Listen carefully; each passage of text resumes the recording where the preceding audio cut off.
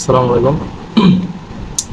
তো অনেকে আমাকে যেটা বলছে সেট ও ফাংশন থেকে যে ভাইয়া এই অঙ্কটা আমাদের বুঝতে সমস্যা হয়। তো আজকে আমি এই অঙ্কটা তোমাকে সলভ করে দেখাবো। দেখো, এই অঙ্কটা আসলে অনেকেরই বুঝতে অসুবিধা হয়। যেটা হচ্ছে যে জি অফ এক্স সমান সমান one plus x square plus x to the power four divided x square হলে দেখাইতে বলছে জি অফ ওয়ান ভাগ এক্স স্কোয়ার সমান সমান জি অফ এক্স স্কোয়ার। এবং এই অঙ্কটায় যদি তুমি আসলে বুঝতে না পারো তাহলে তোমাকে সলভ করতে তোমার সমস্যা হবে। তো এই অঙ্কটাকে বুঝতে হবে। দেখো, জি অফ এক্স এটা দেওয়া আছে, জি অফ ওয়ান ভাগ এক্স স্কোয়ার এটার মানও আলাদা করে বের করতে হবে এবং এটার মান। তো এটা আমাদের লেফট সাইড এবং এটা রাইট সাইড। তো লেফট সাইডে এটা জি অফ ওয়ান ভাগ এক্স স্কোয়ার মানে কি, এই এক্স এর জায়গায় এই মানটা বসে যাবে। তো এইটা বসাইতে সবাই ভুল করে, এটা দেখে মাথা গুলিয়ে ফেলে। তো এই অঙ্কটা কিভাবে সহজে করা যায় আমরা সেটা চেষ্টা করি, কিভাবে খুব সহজে করা যায়।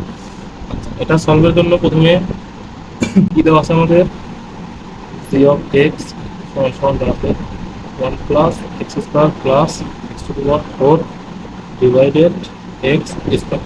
আচ্ছা, এটা আমাদের দেওয়া আছে। এখন আমাদের লেফট সাইডে আছে এটা, রাইট সাইডে আছে এটা। তাহলে আমাদের প্রথমে একটা এটা বাম পক্ষের মান বের করতে হবে এবং পরে ডান পক্ষের মান বের করতে হবে। তাহলে প্রথমে আমরা লেফট সাইডের মানটা আগে বের করি।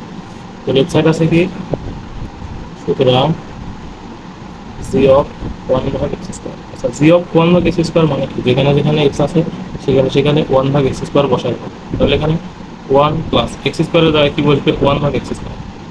ওয়ান ভাগ এক্স স্কোয়ার তার উপরে আছে কি স্কোয়ারটা বসাই দেবো, প্লাস এখানে ওয়ান ভাগ এক্স স্কোয়ার পাওয়ার আছে ফোর, যেটা আছে এটা বসাই দেবো এই জায়গাটায়, যেটা ভুল হয় ক্ষেত্রে। তো এখান থেকে আশা করি এটা ভুল হবে না। এখন এক্স এর জায়গায় ওয়ান ভাগ এক্স স্কোয়ার পুরোটুকুর উপরে স্কোয়ার আছে, এটা আমরা বসাবো। বসানোর পরে এখন এটা ক্যালকুলেশন করতে ওয়ান প্লাস এখানে ক্যালকুলেশন করলে পরে হবে ওয়ান ভাগ এই পাওয়ার পরে গুণ হলে x to the power four, এই প্লাস এখানে হবে ওয়ান ডিভাইডেড পরে পরে গুণ হলে পরে x to the power eight, আর নিচে হবে one divided x to the power four. এখন যদি আমরা এটার লসাগু করি, এখন যদি আমরা এটার লসাগু করি, দেখো উপরে লসাগু হলে হবে x to the power eight, x to the power eight লসাগু হলে এখানে x to the power eight plus এটা দিয়ে এটাকে ভাগ করলে হবে x to the power four. তাহলে x to the power four one সাথে গুণ করলে x to the power four plus এখানে হবে ওয়ান, আর নিচে আছে ওয়ান ভাগ x to the power four. এইটার এটা কাটাকাটি করলে পরে এটা আলটিমেটলি যেটা পাওয়া সেটা হচ্ছে x to the power eight plus x to the power four plus one divided x to the power, এখানে ফোর আছে এখানে আছে eight, x to the power four. তাহলে সুতরাং আমরা জি অফ ওয়ান ভাগ এক্স স্কোয়ারের মান পেলাম এটা। ঠিক আছে, জি অফ শুধু এক্স স্কোয়ারের মান বের করছি, জি অফ শুধু এক্স স্কোয়ার। তাহলে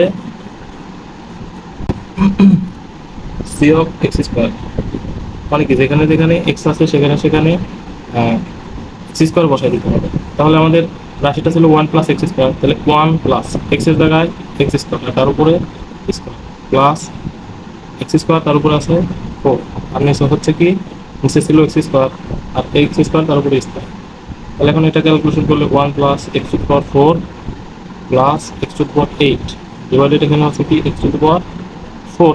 তাহলে এটা যদি একটু সাজায় লিখি, দেখো এরকম এইটা আর আমাদের এইটা দুইটাই সেম বের হয়েছে, অতএব আমাদের এটার সাথে এটা মিলে গেছে। সুতরাং এটা আমরা লিখতেই পারি আমাদের কাঙ্ক্ষিত উত্তর।